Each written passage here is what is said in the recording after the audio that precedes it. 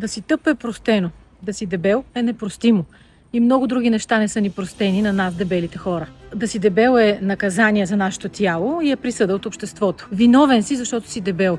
Провокирах се да ви разкажа историята на съпругата на Деклан Райс, който е футболист от Арсенал. В момента играе за Англия на световното първенство. Съпругата му за малко да не дойде да го гледа на световното, защото преживява години наред психически онлайн тормоз, защото е дебела. Само да поясня, че момичето на снимките е според мен на половината на мен. Жената и цялото семейство е тормозено, защото Лоренс била нетипичната футболна съпруга. Той е милионер, а тя била дебела, не носила модерни дрехи и ултра скъпи очила и чанти.